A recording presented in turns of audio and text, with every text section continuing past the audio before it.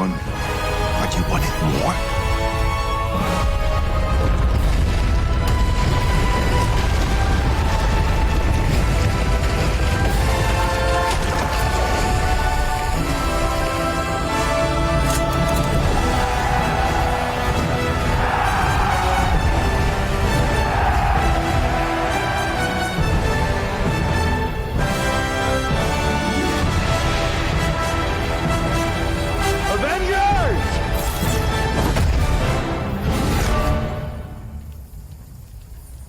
Assemble.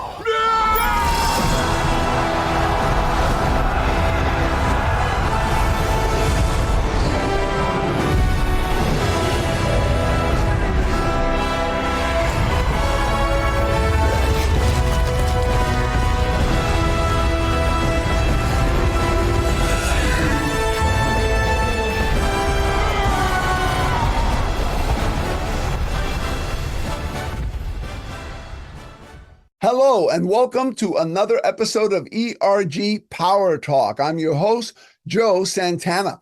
That clip you just saw is from the 2019 movie Avengers Endgame, where after a bitter defeat, Marvel Cinematic Universe heroes from all over the globe come together to wage one final unified battle.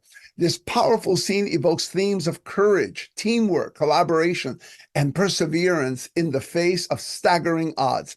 And for many ERG community leaders living at a time of backlash against their efforts to build more equitable and inclusive organizations, this may feel like exactly where they are today. To help the organization, ERG leaders need to collaborate with various parts of the organization and align their efforts. But given how many of them lack access to useful data, that can become an uphill battle. So how can ERG leaders today get the data they need to effectively marshal their resources and collaborate with other parts of the organization towards positive outcomes? That is the focus of our discussion today. And to help us answer these and other questions, we have the perfect guest. But before we introduce our guest, let's take a moment to review our mission and acknowledge our supporters. This is ERG PowerTalk, and I'm your host, Joe Santana. ERG PowerTalk is your 21st century virtual forum for the exchange of great ideas and inspiration for ERG leaders, as well as others interested in supporting ERGs. With ERG PowerTalk, there is no more waiting until the next conference and praying that you get the budget to travel to the conference to find great ideas and stimulation. Just subscribe and listen to thought leaders at your convenience. Before we begin, a quick note of thanks to our supporters: Elastic, Dollar General, Freighter Health and Wisconsin Medical College, Hiscox, Mass Mutual, Manpower Group, Tapestry, Federal Reserve System, Federal Reserve Bank of Philadelphia, MIT Lincoln Laboratory, Oshkosh Corporation, UL Solutions, and Sony Pictures Entertainment. Now, let's go straight to the program. He is the co-founder and vice president of consulting at Talent Metrics with over 15 years of experience providing data analytics, training, and organizational development support across various workplace settings. His expertise in science-driven practices in training, leadership development, and talent development earned him the prestigious Scientist Practitioner Presidential Recognition Award from the Society of Industrial Organizational Psychology. He's consulted with Fortune 100 companies like IBM and sports teams like the Florida Panthers.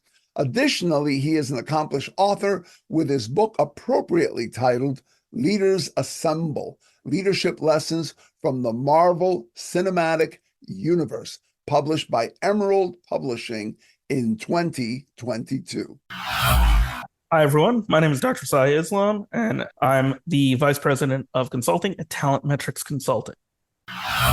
Sai, thank you for joining us today. It's a pleasure having you here. I just want to jump right in the middle of our discussion and talk a little bit about what led you to your current work and your book, Leaders Assemble. Sure. So I wear a number of different hats, and one of the things that I do in addition to being a consultant is I'm also a professor, and I use a lot of pop culture examples in my classes. And then I also do some executive coaching and leadership development work, and I use pop culture examples in those settings to help people kind of grapple with concepts. Some of those concepts are, things related to data and analytics. Some of those concepts are related to inclusion and diversity. And my co-author, Dr. Gordon Schmidt, and I, we're both enormous nerds. We both grew up loving Marvel Comics. And before this show started, Joseph and I were talking about our shared love of Spider-Man, right? Lots and lots of people love these characters. And we've had great success using these in classes and with leaders to try to communicate ideas, and especially sometimes uncomfortable ideas. That employee resource groups sometimes deal with, like diversity, equity, and inclusion. It's easier for people to talk about, for example, Captain America dealing with a variety of people on his team rather than talking about the reality of a particular situation. So that distance created a situation where we thought, well, maybe we could bring this to more people. And the really interesting thing is that there's a lot of good science on how to create inclusive environments, create respect for diversity, equity, and inclusion, to create those sorts of initiatives. But if you start off by saying, well, hey, let's talk about this science, sometimes this shuts people down a little bit. Or even if you start with that conversation around diversity, equity, and inclusion, or even if you use the phrase justice, sometimes that can create kind of a barrier.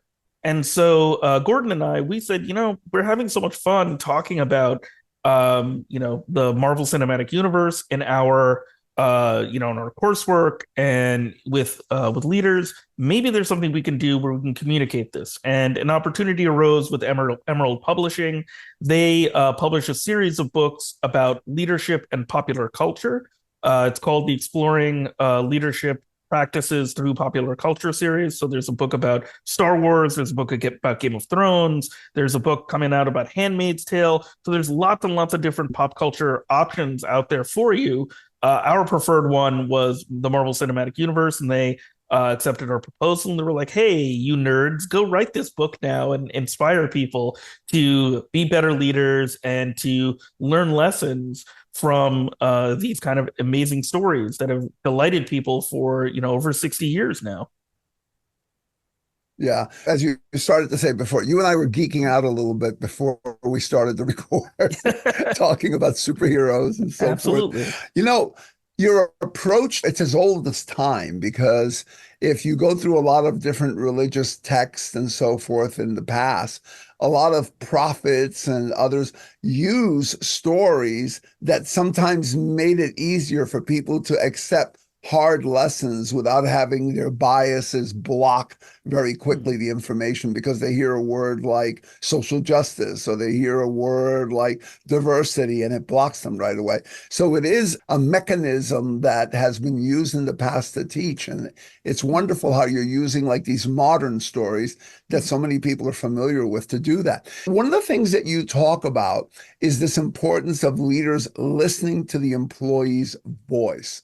And I love the way you say that, because there's a lot of power in the simplicity of that statement. But I'd love for you to talk a little bit about what you mean by that and why you say it's so important for employers to listen to their employees' voices. Well, part of this has to do with how we envision leadership, especially in kind of a Western context. When we think about leaders and leadership, we think, oh, the leader is going to speak.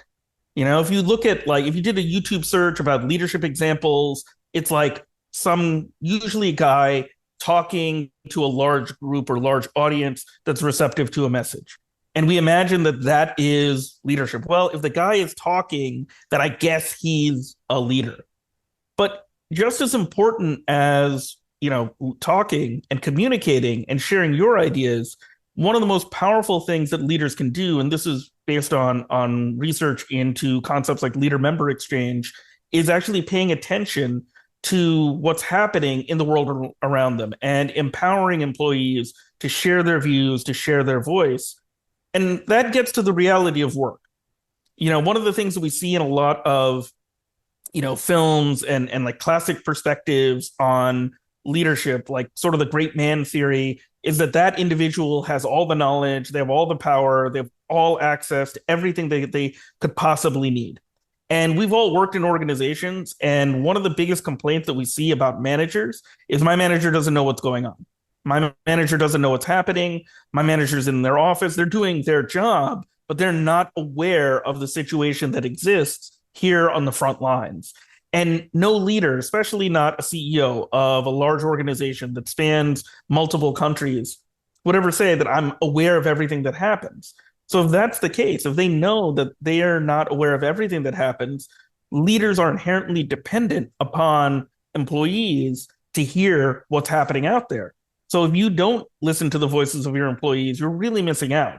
It's not just that I know everything, but the thing is that the assumption that we have about a leader is that it's speaking, when in reality it's both. It's speaking, making the right decisions, communicating effectively, but also listening so that you have the information you need to make those good decisions.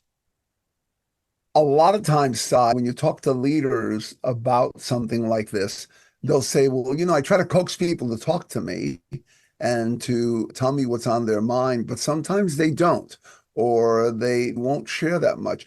And what I point out is a lot of times I find a lot of great information. I'm not even inside the company, I'm an outsider.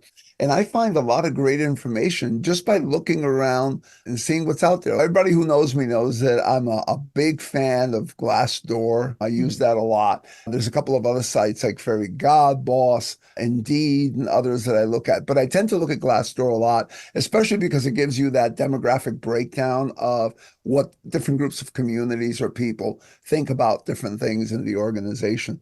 And I think that's as valuable as looking at customer reviews of your products. And I know sometimes I'll hear a little pushback. They'll say, well, we do internal surveys. And I'll say, well, yeah, you do internal surveys, but from what I understand, sometimes those internal surveys, people are not as candid as they are when they actually put some information out in places like Glassdoor. But in any event, what do you think about using those as an initial source of data, going out there and saying, hey, let me look at my own company and see what employees past and present are saying, and then using that maybe to begin a conversation or to begin at least with a hypothesis of what impressions are in the organization? Absolutely. I think those sources of data are really, really useful. And one of the things, just to go to the earlier example that you gave about like, oh, I'm a leader, I have an open door policy, anybody can come here and tell me, they could, tell me I'm a terrible boss, and I'd be able to handle it. And in my executive coaching work, sometimes I hear leaders say that, and I talk to them, I'm like, I don't think you really know what that would feel like if your employees like came up to you and just felt like, hey, I want to tell you that you're terrible and that you suck at this job. Like, that's not really something that people want to do. And part of the reason for that is that power differential, right? Leaders oftentimes, they understand that they have power, but they may not understand that power differential actually limits how much their subordinates are going to come up to them and share really negative information. And there are power dynamics that exist in the workplace that may limit an employee's ability to maybe be totally honest in an employee survey. And so this comes down to a couple of things. That external source, especially things like Glassdoor, Indeed, places where future talent are going to learn about your company or organization, you should be treating it like customer reviews. Because if a customer is reviewing your product and saying like, hey, here's the things that are not satisfactory, here's the things in my experience that I don't like, you wouldn't just be like, well, I don't care about it. Who cares? The customers really need to call me on the phone directly to tell me the information. Nobody would ever say that. The same thing should be true for employees, that if there are people that are having these experiences, you really need to address them. And in a landscape now where, the Society for HR Managers recently talked about a talent scarcity, that there's, more competition for talent, and there's a need for talent from all sorts of places, which essentially means that you need to look at and be open to people from a variety of different backgrounds. If you're planning on filling these roles, then you need to be aware of what's happening on these sites. because these are ways in which we can find out and learn about this type of organization. And with many of our clients, when we're working with them, we may do a check on Glassdoor and we might tell them, are you getting a Glassdoor report? Do you know what the breakdown happens to be of experience that people have within the workplace? And that's a great way to have that conversation, especially because it's external, right? One of the things about internal surveys is that leaders can kind of say, well, I could hide this. People don't need to know. But what we're seeing now is that there's a push for this sort of reporting.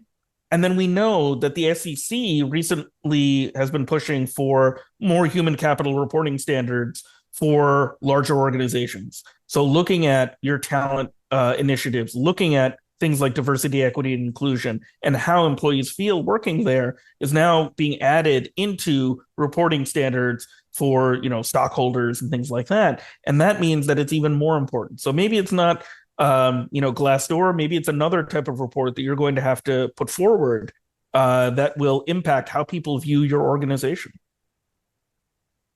So, Sai, in your experience working with different organizations, what are some of the things that employers have gotten from listening to employee voices? Do you have an example that you can share? Sure. So there's two different examples that I've got. One that is related to literally the work. So in some of the organizations that we've worked with, sometimes what employers find out from their employees is that some structure within the actual function of the job, the way that the work is being conducted, is actually not optimal. So we were working with a Fortune company once, and they had invested in some technology that they expected the employees to use. And what they'd found out was that the employees, from some of their survey data that we helped analyze, they ended up finding out that the employees were not really utilizing the tool correctly, right? That they actually didn't really know how to integrate that with other tools within the organization. And that is an example of employee voice. These employees, they felt comfortable writing about this tool. They may not have told managers or leaders about it because, when leaders make investments in internal tools, you just got to use them, right? And they talked about it in these internal surveys, and we ended up identifying that as something that their employees needed maybe a little bit more training in. In terms of actually the second thing, which is you can actually find out about experiences and differences of experience that people are having. So in another organization that we were working with, this was a small municipality, we ended up looking at some survey data and some performance management data. And one of the things that we were able to identify was that there were some differences based on demographics on performance appraisals and then also experiences that employees were having.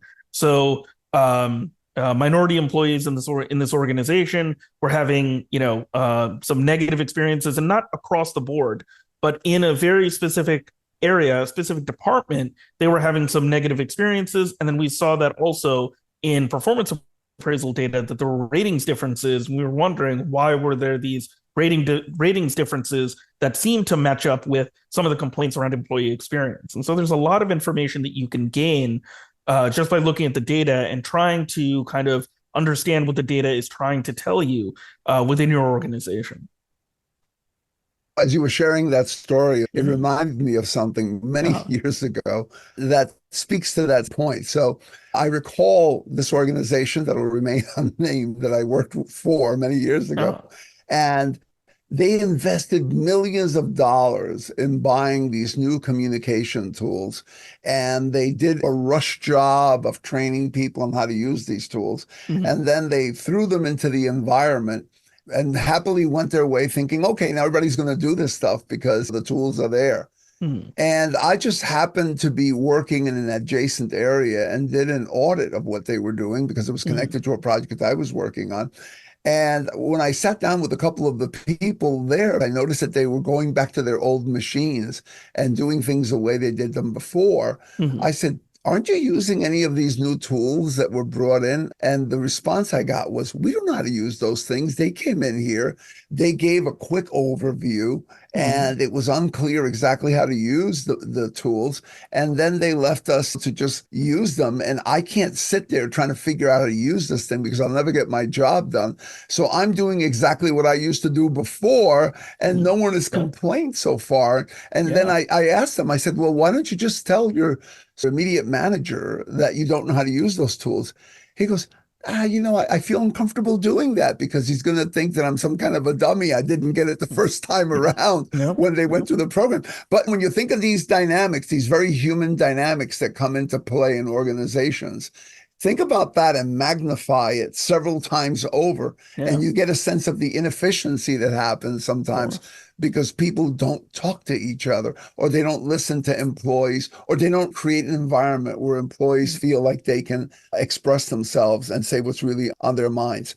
Focus groups, that's something that I find really interesting. In fact, a lot of times when I look at data in places like Glassdoor, I always think that rather than jumping to conclusions just based on that data, that to me, that kind of data creates a hypothesis that now needs to be tested or can be tested. What are your thoughts about that in terms of focus groups? Do you encourage organizations to run those? If so, who should lead them? How are they best staged, et cetera? Sure. So I am a big fan of qualitative data, which is what you usually get from focus groups. So I love focus groups. Part of the reason I really like Glassdoor. I like reading stories, and I like gaining an understanding of an organization from those stories. So the way that I usually try to talk about data with organizations, and this specifically applies to focus groups, is that quantitative data, so those numerical numbers where you say something like engagement, engagement is down in this department, right? That can tell you where a problem might be, but it doesn't tell you why, right? It's not going to explain why. In order to really understand why, you really need that qualitative piece. You need to hear what the story is or understand the experience of these employees. And focus groups are really great to do that, because then you can really understand how employees are doing the work that they're doing, how the work kind of functions, and where there are these pain points and why those numbers are what they are. Now, one of the things that is important both for surveys and for focus groups is to really communicate a sense of psychological safety, meaning that employees are not going to be punished for what they express or what they say, that it's kind of a safe space where they can talk about it. Sometimes the information that comes from surveys is a little bit more explicit about things that are happening, and you can kind of expect that in the focus group. You may not get that level of detail unless there's a private conversation. Part of the reason to look at and use focus groups and to use them effectively is to kind of set the tone right from the beginning, and then to include that in any invitation. That also includes survey invitations, where you need to be really clear about this survey is anonymous. We're not going to try to find out who completed it and who didn't. We're going to communicate, and you're going to feel safe in answering these questions. In the same way, if an employee is coming to the focus group, you need to build up that trust. Now, that impacts who should be running the focus group. If your organization has a healthy relationship, or at least a safe relationship between managers and subordinates, maybe your HR team can run those focus groups. Maybe somebody internally can run those focus groups. Then that's a possibility. If, on the other hand, like many of our clients, there's some conflict, or there's some perception that there's a distance between management and staff, then it might be best to bring in somebody from the outside who can serve as a sounding board. So that could be, an independent consultant. It might be somebody from a different department, but that really depends on your understanding of your organization, right? And really understanding and digging in and saying like, oh, okay, what is it that, is best for my organization? How can I address some of these concerns? And remember, the goal is to really identify and reveal what's happening based on maybe some of those numbers that you found before. So you have to create an environment where that can be revealed, where you can get that information from the focus group. There might be other sources of data, other places where you could look, things like, one of the things that I have clients do is sometimes I ask them to share their project management information with me, project management data from the software that they use. And then we just review it. We look at how the teams are working, what they're trying to do, how to best work on this, how to best accomplish the work that's there. And that's really useful because it's not necessarily something somebody has to say, but it's actual stuff, the actual process of doing the work. And then you can start to identify some issues and problems that might be arising in this way. But if you really want the focus group to work well, you've got to pick the right kind of person to facilitate that focus group and create that environment to get people to really talk about what's happening in the workplace.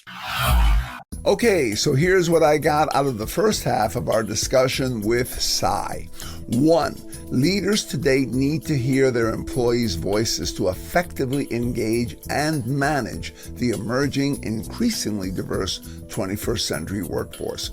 2, common approaches like the traditional open door policy simply don't work. Why? Because as Sai puts it, it's not easy for an employee whose financial well-being depends on the good graces of a boss to tell that boss that they're not doing a good job of leading them or people like them. 3, other approaches like internal surveys may lack the deeper delayering needed for the company to detect that some communities are not as happy or engaged by the company's efforts as others. For example, the feedback might show that 60% of employees love corporate benefits, and so everyone thinks that's great. But it fails to note that the 40% of those who do not find the benefits adequate are women. 4, external platforms like Glassdoor provide candid feedback from current and former employees, providing valuable insights into employee experiences and perceptions that may not be captured through internal surveys. Glassdoor even enables people to slice and dice the information across demographics and time to show how different communities perceive the organization at different points.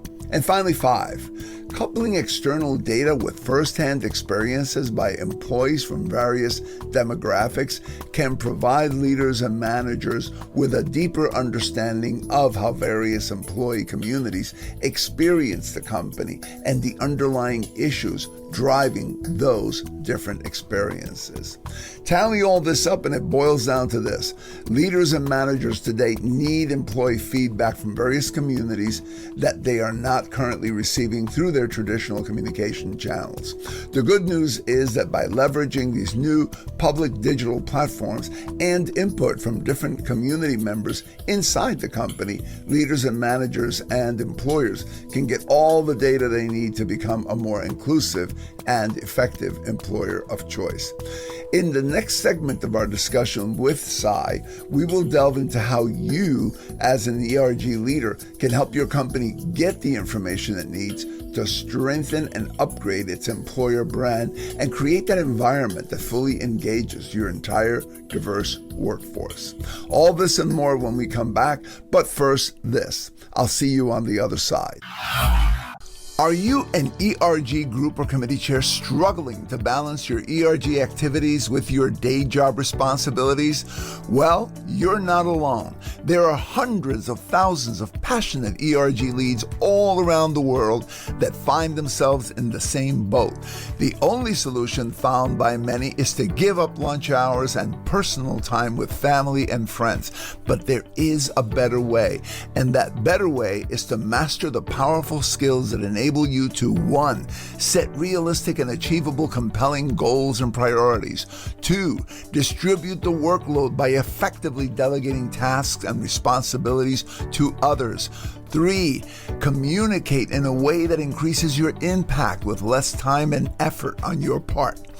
4, secure the full and active support of executive sponsors and other senior business leaders. And 5, fit your ERG leadership work into a reasonable set of time boundaries. And that and more is exactly what tens of thousands of your colleagues have learned to do effortlessly by participating in Supercharge Workshops.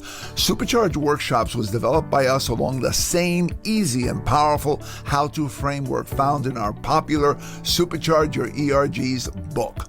The modular, customizable programs are loaded with fun exercises and tools that will immediately give you back hours of time each day while increasing your ability to achieve high impact and measurable results in both your ERG work and your job. For more details on how you can schedule a Supercharge Workshop session in your organization, go to superchargeworkshops.com. That's https://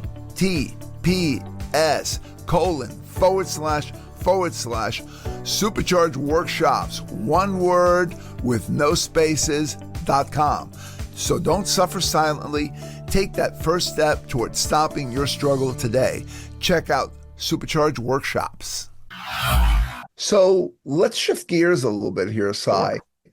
Employee resource group leaders. In many cases, as I mentioned in the opening, they don't have data available to them depending on the organization's policies and so forth. And organizations have different reasons for operating the way they do. So you've got this employee resource group. They obviously want to get together and do things that have an impact, but they have no data to start with. How might they use, let's say, some of those resources that we talked about, like Glassdoor and Indeed or Fairy Godboss? They're as available to them as they are to anybody else in order to kick off a conversation within their groups, a conversation that can then lead to a better understanding of what the needs might be within the group and how they can partner with various parts of the organization in order to be able to help drive forward some positive outcomes. Sure. There are two big ways that we can use this. One is to start a conversation within the group itself. So sometimes, even if you have an employee resource group, sometimes people may be less inclined to share their experience and to share what's been happening. And the really cool thing about some of these social media sites, you can actually break down the feedback that you're getting from people who are either within the organization or who've left. You can break it down by year. You can break it down by demographic characteristics. And if you're running an ERG, you can always ask your ERG members, hey, I saw this. Here's the information that we have from Glassdoor or Fairy Godboss. And I want to know, is this really the experience that you're having within the organization, within this place? Is that the experience that you're having? And then what you can do is then you can take the information that you have from that external site, get some additional knowledge and additional stories from ERG members, and then bring that to leaders and stakeholders within the organization to start to create some sort of change. The thing is that the data is an indicator, right? In the same way that, if you use a Fitbit and you're looking at your heart rate, that's an indicator of how things are going internally inside of your body. And you can use that framing to talk about, these topics with your senior leaders, with stakeholders. And usually what I suggest to people that are working in ERGs is to use the framing of employer branding, right? Employers are concerned about consumer branding. They're always thinking about, well, how good is my product? If you want to develop the best product, if you want to develop the best workplace, you've got to make sure that your brand is competitive with other brands that are out there. There's a situation where maybe a small business or medium-sized business, they just say, well, we're not Google, we'll never be able to compete with them. But guess what? You don't have to be, quote unquote, bigger or better than Google. But in terms of employer brand, you can at least be competitive in terms of being an employer of choice, being a desirable place to work, being a place where organizations and employees and potential employees can say, oh, I read some great reviews about this company, about this organization. I think this might be a place where I want to work. And maybe I don't have a shot at going to work for some other for a larger company, but this place, even though it's smaller, it's offering me this great opportunity. And so if you think about it from that perspective and you bring that frame to this conversation, I think it clicks in for senior leaders, because a lot of times senior leaders, maybe they don't know how to deal with the HR people stuff, but they understand marketing, they understand sales, they understand customer satisfaction. Now, if we can reframe that process and bring it to employees, that can help them to create a better, more inclusive workplace. Great points. As you were talking about this, I was thinking in terms of the branding, in some cases, what will come up is, well, we do internal employee surveys, Mhm. but nobody outside the company is reading those internal employee surveys. This stuff that's on Glassdoor and Indeed and Fairy Godboss and LinkedIn, that's what people are reading. And quite frankly, from people that I talk to, especially people that are younger, they find those ratings much more credible than Mhm. anything that the company is posting on their website about Mhm. best company for, Mhm. name the demographic Mhm. dimension. A lot of them are leery of those and they Mhm. feel like, well, that's kind of like PR. That's the company saying, we're so great. This is what we Mhm. do. Mhm. But the stuff that they're seeing in Glassdoor and the Mhm. stuff that they're seeing in Indeed and these other places, Mhm. that represents somebody like me saying what their experience is, Mhm. and that's more credible for them. And a good friend of mine actually had a nice way of saying it. He said, people today are like the person who's looking for an apartment. They believe the tenant much more than they believe the landlord, right? So Yeah. that's why we have all these rating platforms like Mhm. Open Table and all Yeah. these other things. People do put a lot Absolutely. of credence in those. So, really Absolutely. important to your point that if your image is not as good as it can be in one of these sites, you should be working toward improving it because that's your outward facing brand to people out there. So I like the way you put that. That's really an important point. So how can employee resource groups partner with others in the organization, particularly people like in HR analytics or data analytics or people analytics, whatever it's called in different companies? I think those are really valuable, especially if you come to them with some kind of initial data and say, hey, look, Mhm. this is what our brand looks like out there. Mhm. How might they be able to help these community groups and Mhm. HR and ERG leaders to Mhm. upgrade the company's brand? Sure. So one of the first things that you can do with your ERG, and something that we've done when we work with organizations, especially with like survey data, engagement data, is to request that when the survey is administered, that demographic information be included. Because sometimes organizations say, "Well, we don't want to include demographic information. We don't want to, have that as part of the survey." Sometimes the organization, maybe they say, "Oh, we don't want to." You know, we're not going to share, this information with the ERGs. But if you reach out to your people analytics team or to your human resources team, or if you have a vendor, if you can get in touch with the vendor or getting at least into the meeting, vendors, they want to know.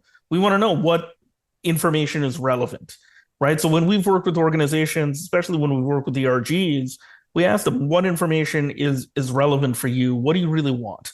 And so if we get a request to include, for example, let's say for LGBTQ, employees, you want to include whether or not, they are cisgender or not, right? You want to include that type of demographic. You can include it, and that's not often included in survey data. But if that is an issue, if there's a community that exists that we want to address that, then we have to include that type of question. Then the other thing you can do is to ask for the data to be cut or organized by demographic characteristics, right? And if that's something that the organization's open to, your HR team, your people analytics team can do that, and you can track that level of engagement, by that factor. The other thing that the ERG should and could do, if they're noticing or hearing from their members that, hey, I think I'm getting lower performance ratings, and I'm worried about, is this a personal thing? Is it based on my demographics? Well, usually you can't detect that on an individual basis, but you can look at trends across the organization to see if it's happening consistently. In the same way that, like, we're able to find out whether or not there's gender pay equity through, large scale analytics and looking at salary levels and say, hey, it looks like women are making 75 cents for every dollar that a man is. You can do the same thing with performance appraisal data, with engagement data. And so you have to kind of get into the room and speak to your HR team and your analytics folks to kind of get those demographics in there and to include that in the analysis so that people can kind of figure out, oh, here's what's happening within this organization. Here's the situation that we're starting to see. One concern around doing that, though, is if you're a very small organization and, let's say under 100 employees, and, maybe there's only one person who fits a particular demographic characteristic, that might be a concern in terms of the way you organize the data. And there might be other ways, other approaches that you can use to identify these situations. If you include in your survey an open-ended comment, if you have maybe a complaint line or a concern line, you should also monitor that as well. And as the ERG, let your HR people know, oh, if there's an issue that comes up around, bias around our community, we'd like to know. We'd like to really pay attention to that. And then the other thing to do, going back to your discussion about social media, is you should monitor the Glassdoor page to see if there are complaints or concerns that come up around your particular employee resource group or even another employee resource group that might be affected. Because it's not just that the ratings are static, right? They last over time. We keep getting new ratings, and you should monitor that and pay attention to what those ratings might be, because that can be an additional data point that we can use to say, hey, we got to start cutting our data and organizing it according to this demographic, because we're starting to see this on the outside. Excellent points. So besides people analytics and DEI leadership, who else might employee resource groups want to partner with and make sure that their community voices are heard by? So one of the things that I talk a lot about, and you might see this in our book, Leaders Assemble, is we talk a lot about power. And power is something that we often associate as being housed inside like a particular role, CEO, CFO, etc. But there are different kinds of power. There's formal power, which is like the power that somebody has based on their position. But there's also power like referent power. So there are employees that are respected within the organization that everybody knows or that a large number of people know, and they have influence. And so as an ERG leader, one of the things you want to do is you kind of want to understand the internal politics of your organization. You really want to understand, well, who has power? Who gets say in this organization? Who can I have that will advocate for me, that will support my initiative? And one of the things that I've noticed in my consulting work is that really successful DEI initiatives, really successful initiatives of any kind tend to really work because we found the right stakeholders to push things forward, to kind of make the change that we expect to make. And that's not related to, job title, it's not always related to job title. Sometimes it's somebody within the organization that's been there for a really long time that people really respect. Sometimes it's somebody like an ombudsman who serves as a sounding board. It could be somebody on your board who that, and you've got a relationship with, and that they care about this very deeply. And if you can reach out to them and get them on board, they can help you to move your initiative forward. So really understanding the internal politics of the organization and getting them the right data, the right information to start the wheels turning about the changes that you're looking to make is really important. Because if you're stopped from, getting things done with the CEO, you have to find other levers to get things moving the way that you expect. And a lot of that has to do with understanding that internal politics of the organization. Mm. So besides your book, what are other resources that you recommend for ERG leaders who want to find creative ways to get their community voices heard in their organizations? Well, there are a couple of great, there are a couple of books that I think are really useful. I'll move away from like just straight up, DEI type books. And I'll mention a book that a lot of people have heard of, but they may not think of it as being very useful for ERGs, but I think it's very useful just in general if you're working in an organization. And that's Peter Block's Flawless Consulting. ERG leaders are consultants. You may not be in a consulting role. You might be like, a technical leader within your organization. But if you're working in an ERG and if you're leading an ERG, that's a consultative role. And Peter Block's book is a great resource for kind of learning how to be a consultant, how to really understand what a consultant does. I think that's a great tool to really get to that idea. And then another book that's more closely associated with diversity, equity, inclusion is Inclusion on Purpose, an intersectional approach to creating a culture of belonging at work. And I think that's a really useful book to use. I think it's a great way to kind of understand what's happening out there and what approaches you can use to kind of build that capacity for employee resources and employee resource groups. I think maintaining a connection with SHRM. SHRM has a really good blog, as well as ATD. I think they've got great blog posts about inclusion, how to create inclusion, how to build capacity in a variety of ways. And then lastly, from ATD, my business partner and I, Dr. Mike Chetta, we've got a chapter in their upcoming handbook for consultants about boutique consulting, but they've actually got a couple of really great chapters in that book about internal consulting, which is what ERG leaders do very often.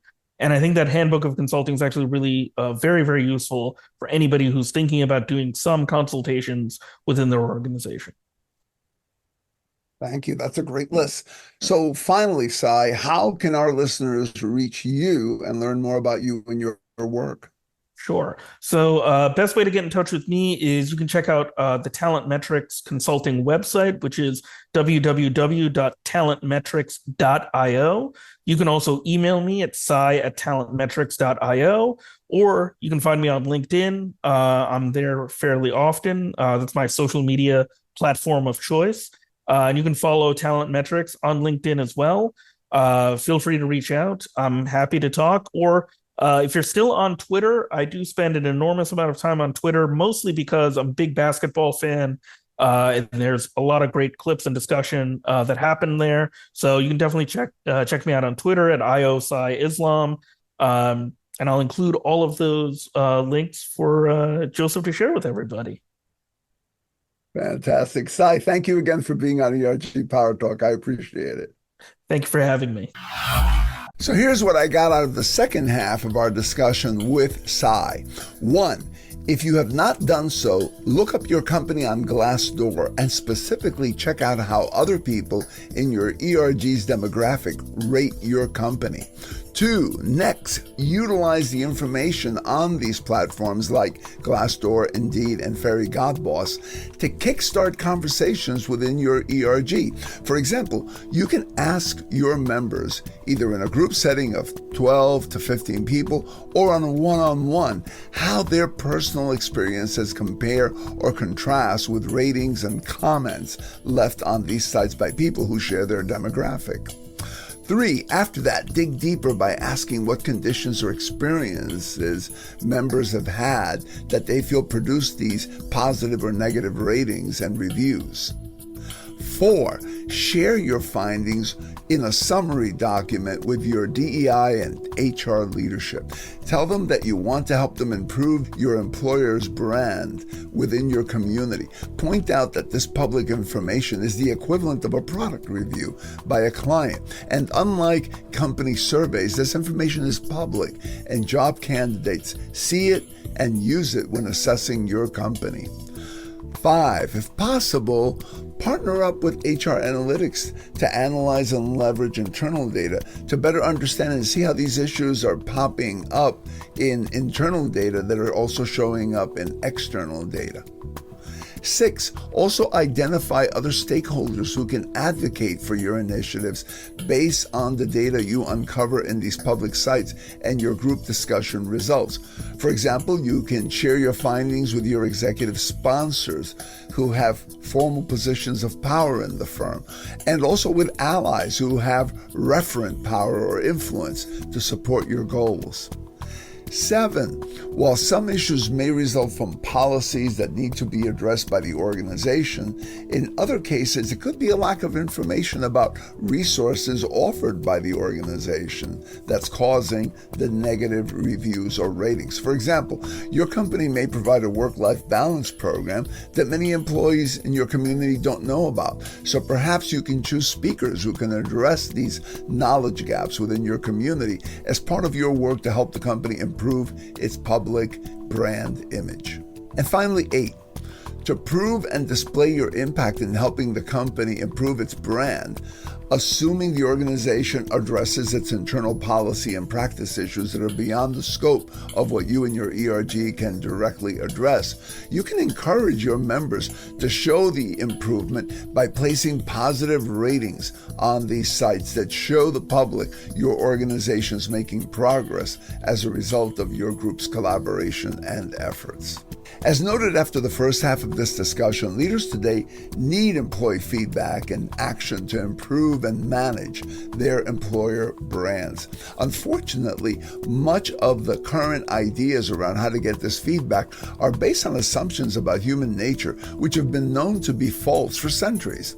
The idea that individuals will simply go up to a leader and candidly tell them their flaws and how to improve themselves is unrealistic. In fact, no one captured the opposite tendency, the drive to actually go along with leaders and avoid criticizing them, even when their actions are so obviously wrong, than the 19th century author Hans Christian Andersen. In his classic fairy tale, The Emperor's New Clothes, Andersen tells a story of two weavers who deceive an arrogant emperor by pretending to weave him a suit of clothes invisible to anyone incompetent or unfit for their position. In reality, the weavers are not weaving anything at all, but the emperor is afraid to admit that he cannot see the clothes for fear of being labeled as incompetent, and his ministers are all too afraid to tell the king that he's standing there stark naked. So the emperor parades through the streets wearing his invisible clothes, while his ministers and subjects, too afraid to admit the truth, lavish praise on the beauty of the non-existent garments. It takes a young child who is too innocent to know the risk of affronting the emperor to speak the truth and point out that the emperor is in fact naked. That revelation causes embarrassment for the emperor and his court, but ultimately leads to a moment of self-awareness for the ruler. Among the many lessons we can draw from the story, one is how difficult it is for people to be truthful when they are keenly aware of a power imbalance. We can safely say that the child in this story was simply too naive to know the danger that his elders saw in being too candid with their ruler. These wiser adults knew they needed more assurances of safety before they stuck their necks out. Well, today, ERG leaders armed with the anonymous data available on public sites and having confidential discussions supporting this public data with internal experiences from members of their group can safely convey the information leaders and managers need. This information is pure gold that enables you to help your company improve its employer brand while creating a culture that effectively attracts and engages the members of your community within its workforce. And you can do this regardless of whether your company is sharing internal survey data or not. You can also have the results of your efforts publicly displayed as improvements in public rankings from members of your community. So I urge you to seize this powerful opportunity to have a measurable impact that lies easily and safely within your grasp. Thank you for tuning in to ERG PowerTalk. If you enjoyed and got value out of this program, please like us and leave a favorable review at your podcast provider's site. Also, invite others to listen to the show. By the way, contact me if you're looking for an ERG Symposium keynote or a leader for your strategy workshop, new chair onboarding, and or ERG bootcamp. I can run these for you either in person or in a virtual setting. Also, for more great ideas and tips for your ERGs, get my books, Supercharge Your ERGs, 18 Tips to Power Up Your ERG/BRG Strategy, and the new DEI and ERG Frontier, how you and your efforts can rise and thrive in the new world of constant disruption. Both available on Amazon.com. I'm Joe Santana. Thanks again for tuning in.